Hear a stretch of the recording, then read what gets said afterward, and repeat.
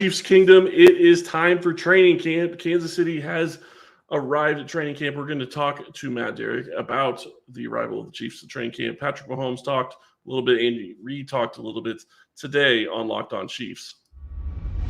From the land of the free and the home of the Chiefs, this is the Locked On Chiefs podcast. Welcome back to the Locked On Chiefs, your show every day. Thank you so much for listening. We really do appreciate it. And thank you to all the locos out there. It is finally here. Training camp is back. We're getting ready to start talking about actual football. Technically speaking, not really having any to talk about today, but we will be having some very shortly as it will start tomorrow. I am Chris Clark from Chiefs Corner. He is Matt Derrick from Chiefs Digest, and we really have a lot of fun to talk to you about today. Thank you for making the Locked On Chiefs podcast your first listen. Go check out the Locked On NFL show and give them a listen. They're going to have a lot of information about all the other teams that are also covering their NFL teams, and a lot to talk about when we start talking about the league. I think there were 8 teams that reported today for this, for reporting in training camp. Matt, what did you see? What really stood out to you? Honestly, as far as just the reporting day, this is a pretty quiet day. It's only the rookies, a few injured players, a few veterans whose names you would recognize because they just have 1 year of experience accrued. So they're still eligible to come in for this camp. It's just a one deep. So, it won't be for the next couple of days. Large squads practicing, but obviously the biggest name that was here was Patrick Mahomes. He and Andy Reid talked to us today and got to catch up on a little bit. Obviously, the Netflix quarterback story was a big topic. A lot of questions about that. A lot of questions about injuries. And honestly, I think that's a big standout as far as, Andy Reid's update is that this team is in pretty good shape heading into training camp for a change. Yeah, and Mahomes to talk about his injury and talk about quarterback. We'll get to that in a couple of minutes. Who are some of the guys that we wouldn't really think about being there since we're talking QBs and rookies? You said a couple of first-year guys. Is that a guy like maybe Justin Ross is one that would be eligible for that? Justin Russ, I believe, is eligible. I did not see him today, and I haven't had a chance we haven't seen the rosters yet about who is here for this. But a guy like Cornell Powell, which might surprise some because this is going to be his 3rd NFL season, but he's reported here. A few injured players. We didn't get to see everybody. There were some guys who reported early this morning that we didn't get a chance to see come in. But we did see quite a few of the coaches that were coming in just before the deadline. Matt Nagy, in case you need to know, brings a lot of pillows to training camp. I was going to say, I saw that. A lot of pillows. Dave Tobe brings a lot of blankets. So, everybody's got their thing, especially when you're like, Dave Tobe and Tom Melvin. Those guys, those are their 23rd and 24th training camps. So they know what they're doing. Yeah, and that's a lot to – they're going to bring a lot of knowledge to all these players, and that's great to see. And Cornell Powell, that is a very interesting one. I wouldn't have expected he would be a guy that could be there for that. Seeing as he has been in the league for 3 years, but he hasn't actually been on an active roster, so I wonder if that has something to do with it. You start looking at all these different things for Kansas City, and now we're actually getting to a point where we're actually going to talk about football. There's going to be so much fun to talk about. And even just with the QBs and rookies this week, you're still going to get a little bit more information and get an idea as to where some of these rookies are. And where the team feels that they are in knowledge and really looking to see what they're doing in drills. I think that's going to be what's going to be most exciting to see tomorrow. Yeah, this is, and asked Andy Reid a little bit about that today, as far as the rookies truly understanding the situation that they're in. They're not just in the NFL. They're with a team that expects to win a Super Bowl, and expectations are higher here than they are other places. And, and Reid and Mahomes both spoke about that and the fact that for this rookie class, OTAs, it's not the same.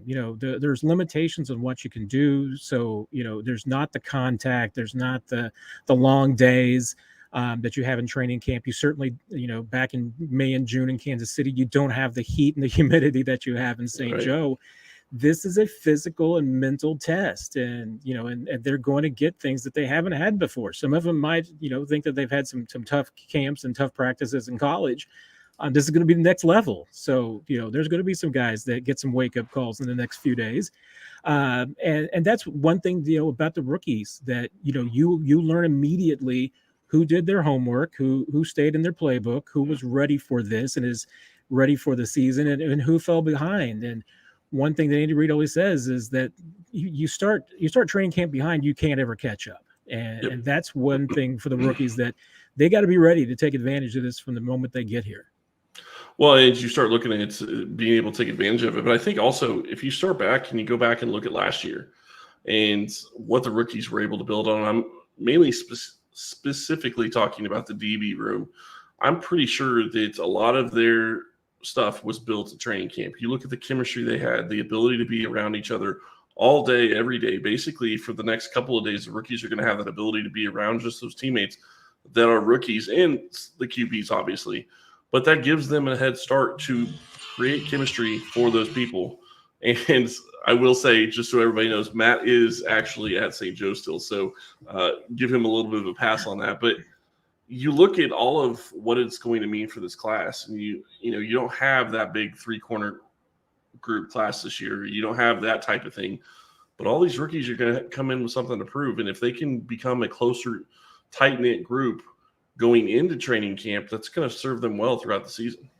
Yeah, and that's the old school reason why Andy Reid loves training camp. I mean, he likes the opportunity to get away, to shut out a lot of the distractions. Mahomes talked about it today a little bit. Hey, he's not going to have his family around. I mean, there's not the same things. I mean, if he were back in Kansas City, he's got 2 young kids right now that we all know can be a distraction and keep things away. So, Andy likes that for at least a few weeks, being able to get away, to shut everything out, make this all completely about football. Because once you get to the regular season, you don't get that opportunity. And you wouldn't get this opportunity back home if you're at your facility. So, there's a lot of people around the NFL that don't buy into it anymore, or there's economic reasons, other reasons why they don't want to go away for a training camp. But Andy Reid's never going to be that guy. I mean, Chiefs will always do that. And I think, hey, you can't argue with the results, and his players will tell you that his camps work.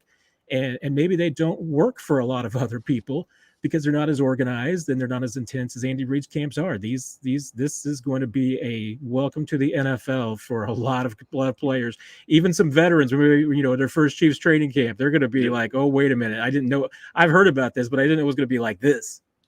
Yeah, and we are going to talk a lot more about what Andy Reid and Patrick Mahomes said after we get back, because there is a lot of good nuggets from both of those guys, and we get a little bit of an update on Patrick's ankle, and we'll talk about that right after this. But I want to tell you all about our friends over at FanDuel. If you haven't gone to FanDuel yet and placed your first bet, you need to go check them out. Take your first swing at betting MLB on FanDuel and get 10 times your first bet amount in bonus bets up to $200. That's right, just $20 and you'll get $200 in bonus bets, win or lose. That's $200 you can spend betting everything from the money line to the over, under to who you think is going to hit the first home run. All on an app that's safe, secure, and super easy to use. Plus, when you win, you get paid instantly. There's no better place to bet. There's no better place to bet on MLB than FanDuel, America's #1 sportsbook. So sign up today and visit FanDuel.com/lockedon to get up to $200 in bonus bets. That's FanDuel.com/lockedon. FanDuel, official partner of Major League Baseball, the NBA, and the NFL, which you're going to be able to bet on here in just a little bit, because we're going to be having games in the not too distant future, which is really exciting. I think that's something that everybody looks forward to.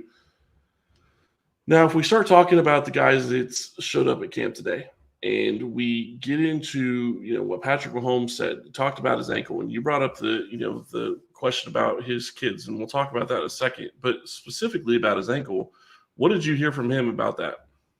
Yeah, I thought that was notable. I mean, you think about those ankle injuries and the high ankle sprain that he had, and you would have probably have thought, hey, that's a 4 to 6 week injury. By the time that OTAs came around, he'd probably be 100%. But he told us that, even during OTAs and really towards the end, starting to get into veteran minicamp, he was better, but he was a little timid. He wasn't maybe running and cutting the way that he normally would. Really started to get that confidence back at the end of OTAs, which would really put you into early part of June, and for the veteran minicamp in mid-June was really when he started getting that confidence back. So he told us today that he feels good. He's ready for the conditioning test. So running the gassers on Saturday, he's going to be set for that.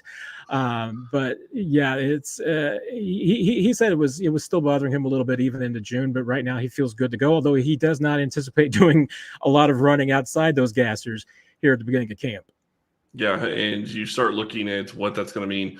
And one of the things I think I saw Mahomes also said was, if you can get through Andy Reid's training camp, you can get through an NFL season. And that says a lot about what Andy Reid does and how he likes to do it. And before we went to break, you were talking about how Andy Reid is an old school guy. He likes to go off, away from the facility. And I think that St. Joe is going to continue to be the place that they continue to go year in and year out as long as Reid is the coach. And I really like that because it does get the team the ability to have a lot of chemistry with just their teammates. I realize families probably don't enjoy it as much, and I'm sure the players don't, but Andy Reid has always been successful doing that. So I think that's going to be something that, as long as he continues to be the head coach, that will continue. I'm curious, though, you start looking at some other things that came out of, talking to Mahomes and talking to Andy Reid. What were some of the other big takeaways you had? Yeah, obviously the Netflix quarterbacks story was, and the show was a big topic with both of them. Interestingly enough, I don't think you should be surprised. Mahomes has seen it. Andy Reid has not. Reid has only seen the portions that was shown to him ahead of time, and that was, not out there. And specifically, and Patrick talked about it, like play calls, some of these things, some of the trade secrets, the secret sauce about letting it be out there. Some of the things, like, especially if you've seen the series, and there's a pretty good segment where the quarterbacks are going through play calls and talking about formations and all of these things. Those are old. They made sure not to put anything in there that the Chiefs were going to be running this year. So a lot of those play calls and things that you'll see in the documentary, they're in there because Chiefs aren't going to be running them anymore, or they're changing the terminology a little bit. And and that's one thing Mahomes said, is that, hey, they do change that every year. But there was a lot of effort put into this. I mean, I don't want to Mahomes didn't use the word sanitized, but I'm almost tempted to use it, because when it comes to that part of it, there was a lot of editing, there was a lot of going back and forth between Reid, between the Chiefs PR department, and making sure that there weren't competitive disadvantages in that documentary.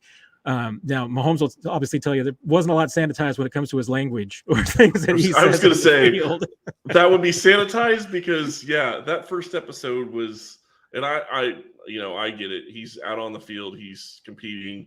I'm not going to say anything about him going out there and cussing and getting somebody's face. I mean, I've played sports, obviously not at this level, but I played sports. I know how competitive and how it can be. You get out there and your adrenaline rushes. I mean, that's really what it comes from. And so I get it. But yeah, I wouldn't say that's sanitized in that area, at least. Not at all. But and once you get back to the football side, obviously one of the big topics was just, how do you repeat? How do you go about, winning it again? And, and Mahomes, and this is a word I will put into his mouth because he said it, he said that it wasn't in 2020 that he felt like that they were coasting. But, he described it as almost like going through the motions sometimes, that, it's just, winning was what they do. You go out there, you win games. And remember, they went, 14-1 before they sat the starters in the final game, going 14-2. And, but he said he wants to go about it differently this time, that he feels like it's up to him to motivate this team a bit more, because, with where the AFC is, and you look at even the AFC West, I mean, you've got Jimmy Garoppolo going to Vegas. You've got Sean Payton coming to Denver. The entire AFC continues to try and, stack itself. I mean, you even talk about DeAndre Hopkins going to Tennessee. I mean, he makes the case that everybody in the AFC can make an argument that they've got a road to the playoffs. And we haven't even talked about Aaron Rodgers going to the Jets. I mean, right. The AFC is stacked right now, and they get that. And Mahomes is like, hey, what this team did last year isn't going to be good enough this year. They've got to be better than they were a year ago. So a lot of that's going to rest on Mahomes' shoulders. And those are good shoulders to have it on, but it's going to be up to him. Yeah, absolutely. And you sit here and you look at what he talked about, and really what you just said, realizing, and from a player's perspective, realizing that what happened when they went back-to-back Super Bowls and they didn't perform the way they wanted to in the second Super Bowl. Now, you can talk about all the injuries in the offensive line. I think if the offensive line is at least somewhat healthy, that's a completely different ballgame. But regardless of that, him recognizing that they weren't where they should have been, and realizing that it's his responsibility to take that on as the team leader and say, guys, we've got to get better than what we were, and we're not going to coast. We're going to attack everything the way we did last year. If we want to repeat, that's what we have to do. You go look at the QB list, name the top 5 QBs, and all of them are in the AFC, except for maybe you want to talk about a guy like Jalen Hurts. The competition is going to be fierce. You have Justin Herbert in the same division, and I know, people are going to say the Chargers are going to Charger, and I don't disagree with that. But it is something you have to watch out for. The Chargers are going to be tough. The Bengals are going to be tough. Buffalo, the Jets. I saw today where somebody said that the Baltimore Ravens could knock off the Chiefs from their pedestal, which I think is kind of funny, considering all the injuries that they're going to have to make sure that don't happen this season. But it's interesting nonetheless. And one of the things that I loved that Andy Reid said, and this was just one of the comments, and I saw it all over Twitter. Some people read books. He looks at plays. That is Andy Reid in a nutshell. Yeah, it really is. I was surprised that we didn't get Andy Reid whipping out a Chili Relleno reference and talking about going out to dinner in California and drawing plays on a napkin, because that's Andy Reid for you. Yep. I fully expect that, and hey, he did mention that, hey, Tammy, his wife, has seen the Netflix series.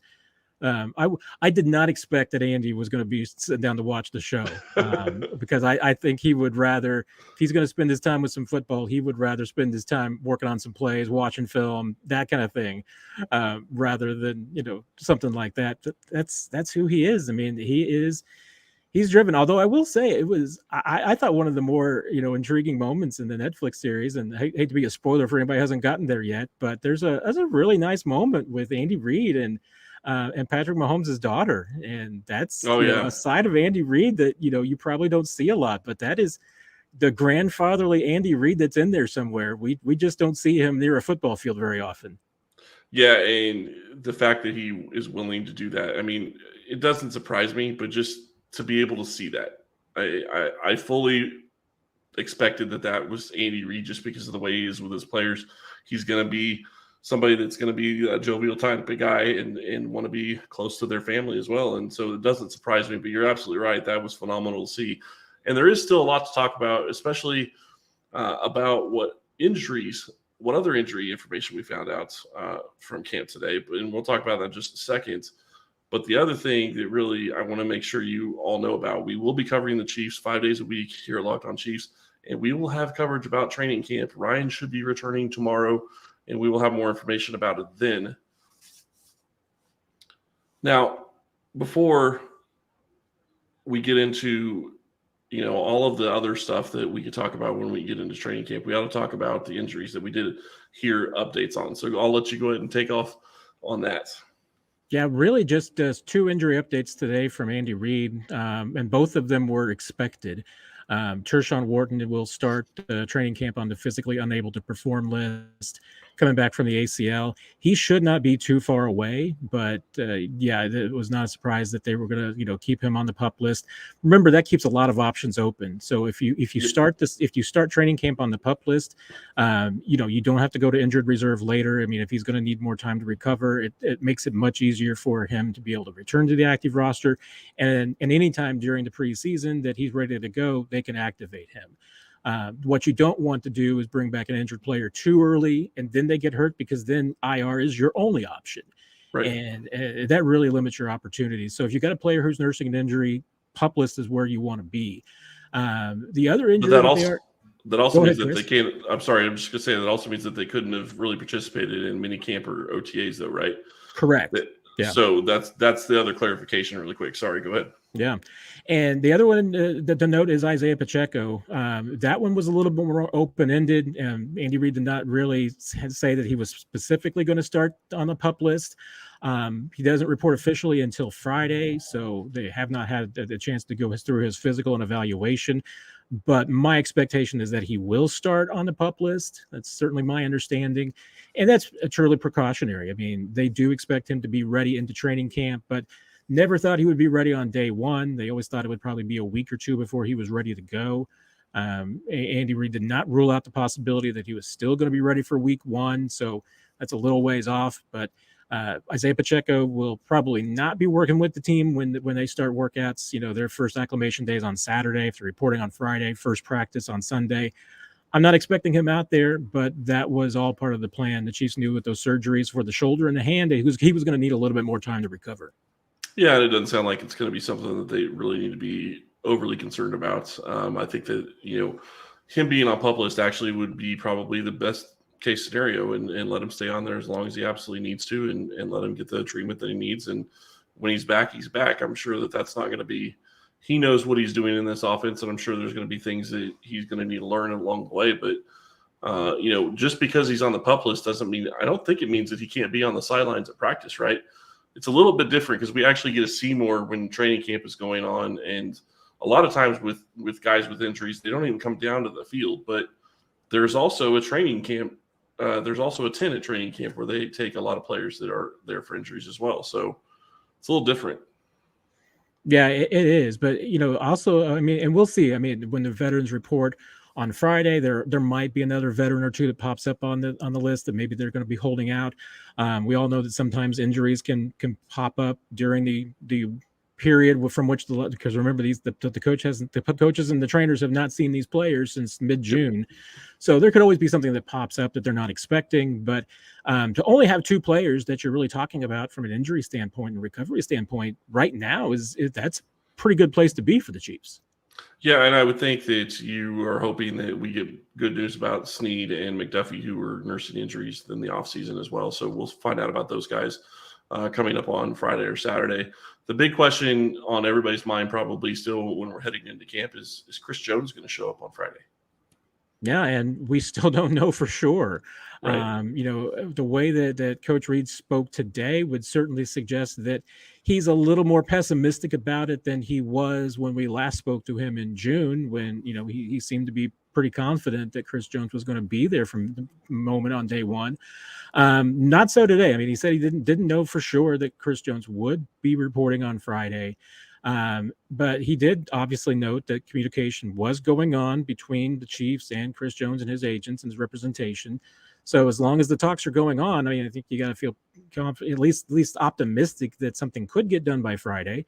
And that's been a deadline that's been, drawn to me, a lot has been, especially since the Quinnen Williams contract got done. Yep.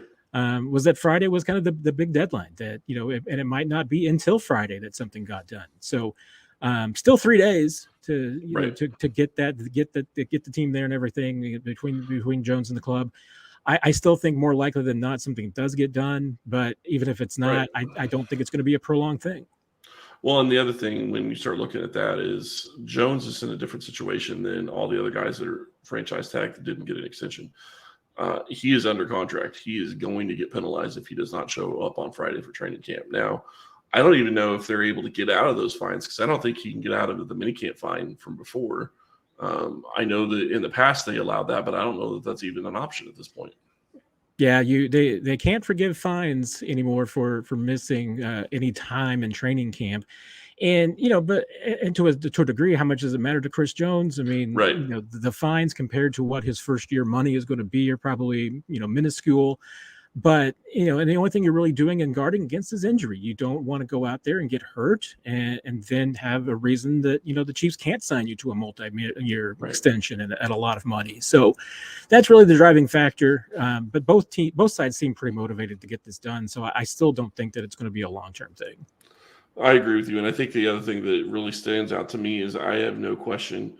If you would have asked me 3 or 4 years ago, or 3 years ago, basically when his first deal was signed after he was a rookie, how's he going to show up to camp? I would have maybe had a little bit of a question. There was times where Chris Jones took plays off, and I'm not saying he hasn't gotten past that. He has, absolutely.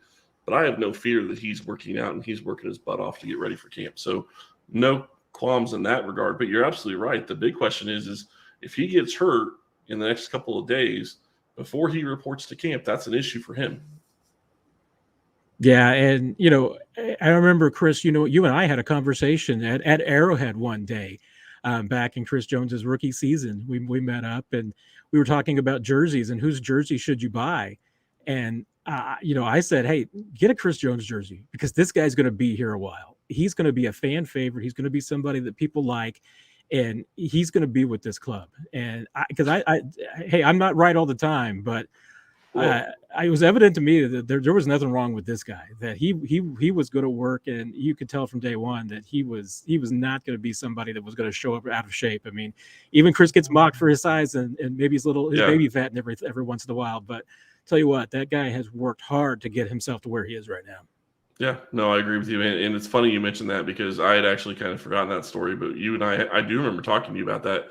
The funnier thing to me was I actually put a poll out on Twitter. Do I go get, I think it was Marcus Peters and Tyreek Hill and Chris Jones, and I don't remember who the other one was. What jersey should I get? And Chris Jones retweeted me and said Chris Jones and told me he would give me a signature on my jersey. Still haven't gotten that, but I did get a Chris Jones jersey. He owes you a signature. He does owe me a signature. But yeah, he's a great player, and I think I have no question he's going to show up in shape and be ready to go. So he's going to be motivated. I mean, say what you want, and I know a lot of players don't really care. Patrick's one of them that does care about things like probably I don't know about Madden ratings necessarily, but rankings when it comes to different things. And Jones is still rated after Aaron Donald. I kind of guess he probably doesn't care for that too much. Would not surprise me. And I think, we've seen that you never know where these guys can draw some motivation. I mean, I think there's probably a couple of Chiefs players who are going to be drawing motivation from their Madden ratings, though. Yeah, Madden ratings and their rankings. I mean, ESPN came out with something where it was rating all the players, and players are not happy with where they're ranked. And anywhere you can give Kansas City Chiefs motivation, I mean, have fun doing it, but it's not going to work out well for the rest of the NFL because they have shown time and time again, and especially last year when everybody doubted them, what they're capable of when they're motivated. And, and bringing it full circle, I mean, that was a topic today with both Mahomes and with Reid was, how do you challenge this team? How do you keep them motivated? And, and obviously, Reid and Mahomes specifically talked about how Reid challenges all of his players, and everybody will tell you that's what makes him a great coach, because he does find ways to push your buttons to try and make you better. I think we have seen, obviously, Mahomes draws motivation from just about anything that he thinks will challenge him. I think that's certainly what gives him his edge. But Mahomes, people call him petty, but he does it. He does it, and when he told us today that he felt like it's on him to motivate this team to be better than they were last year, that it's up to him to challenge these guys, and he feels like he needs to do things differently than he did in 2020. And if he says that, I believe it. Yeah, and one of the things that I actually loved, I saw a quote from him, was that he doesn't know what it's going to be, but Andy Reid always finds a way to challenge him in training camp. Like he's gone into training camp every year and thought, okay, I know the offense, I know I'll be good. But Andy Reid always finds a way to to challenge him. That's phenomenal to do as a head coach when you continuously do that to your players, especially at an important position like quarterback. That is going to drive not perfection, but that's going to drive motivation. That's going to drive you to be better, and that's exactly what you want.